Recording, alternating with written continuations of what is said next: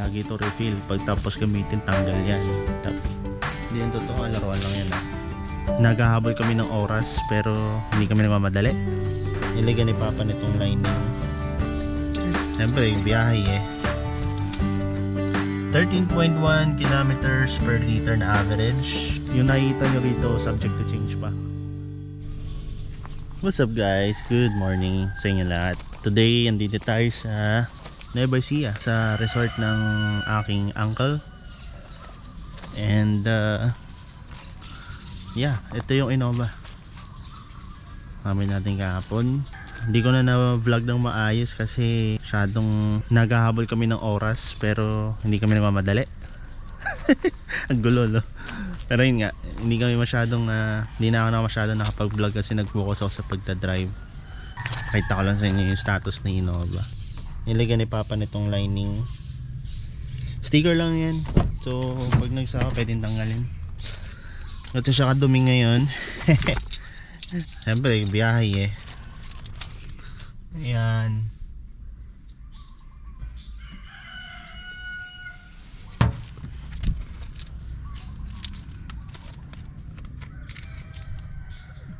Yan. Tapos ito sa likod. Nagbaba pa ako ng gamit yan. So ibig sabihin punong-puno. Tara natin. Ito rin nilagay lang ito ni Papa. Sticker lang yan.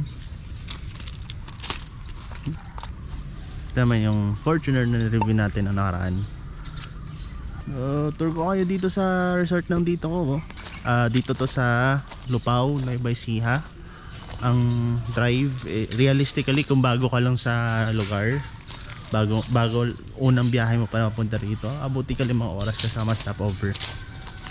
Pero para sa amin, mga nagbabalikan lang dito, mga 3.5 hours to 4 hours. Depende kung anong package ang gusto nyo kuhain. Malinalagay ko na lang sa description yung Facebook nila para if may inquiry kayo. Diba? So, ito yung hall, laki diba? Still in development, marami pang balak ilagay si na Tito rito. Ayan. Dito kasi kami nagkainan kagabi. May mga kamag-anak. Yan. So may video okay. Gusto nyo yung video okay. Dito may banyo. Yan. May pusa. Yan.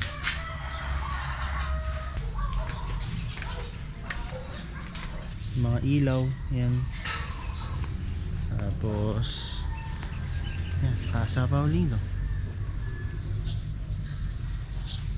Lamig dito ngayon guys. Ang oras pala natin 7 AM and yung temperature is 22 degrees. Para ka naka-aircon. Ayan, fountain. Tapos ito yung unang room. 2 rooms yan. Tapos isang public toilet, which is na yun. Tapos yun, isa pang room. Tapos probinsya feels.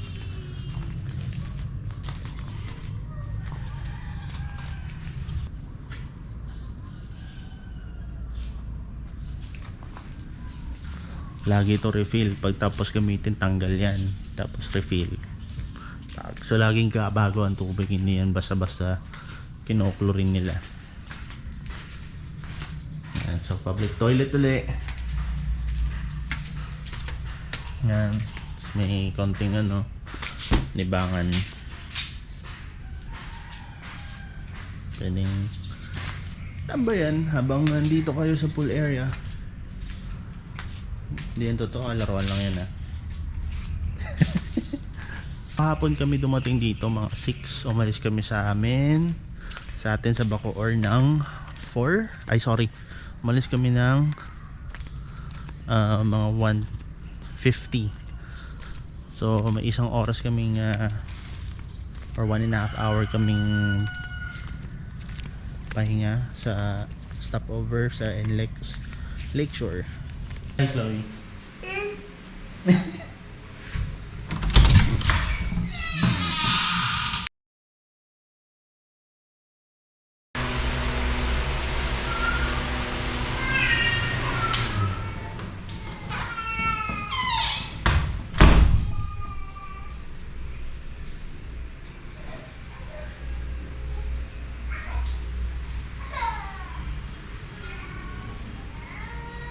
So yung doon naman, may ang setup ng kama dyan is dalawang queen size siguro yun. Queen size, isang queen size and isang single.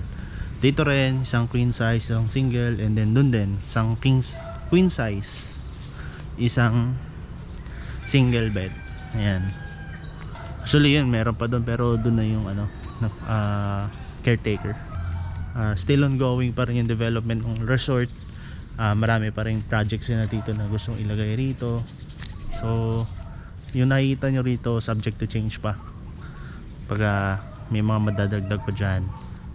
So sobrang ganda dito pag gabi. Ma-appreciate mo yung resort kasi ang daming ilaw, mga nagkalat dito sa paligid na na liwanag, ay sorry, na palamuti. Sobrang Tagalog Ano to? Pine tree ba to? Pogi talaga yung Fortuner na to. Ano kasi ako guys, may laman pa to na 1/4 nung bumiyahe tayo. So nagpakarga na ako sa may Lakeshore. Ayan. So check natin yung update nito. Yan lang yung nabawas. Ano pa ako tumakbo niyan Spirited din. Hindi wala na sa akin yung magtipid. Kaya pause lang natin music. Ayan. Okay, so yan yung average natin. Teka, sara ko lang. 13.1 kilometers per liter na average.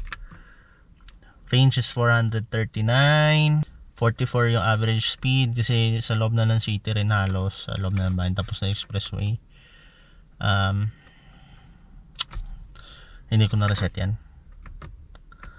Ano pa ba? So yung natakbo na natin is 123.6 from the time na nag full tank tayo. Natama ni Papa yung kapitbahay naming may motor na naka top box. So basag agad siya. Pero nilalakad na to sa insurance for claims, kaya okay lang. For the meantime, binuo ni Papa yung mga parang puzzle binuo niya na yung mga kaya pang buuin, tapos sa kanya tinakpan ng tape.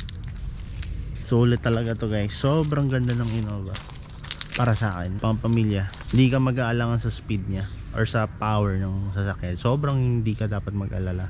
Pero realistically guys, so iakyat nyo siyang Baguio tapos puno kayo, ay nako, hindi ka mag-aalala. Sobrang ganda ng performance, tipid pa. Yung tinakbo kong yung average na yun guys, spirited yun. As I said, loaded pa kami, di ba? Kasama yung laman ng tangke. Ibig sabihin, ganun siya katipid. Ayun, sana mabigyan ko kayo ng update uli. Dudugtong natin dito sa vlog na to kung ano ang kilometer natin pa uwi, or basically bibigyan ko kayo ng update kapag nag full tank ulit tayo, kasi doon natin mas malalaman kung ano talaga yung fuel consumption niya. So it may take days, or tingnan natin pag uwi natin sa Manila saka tayo magpagas.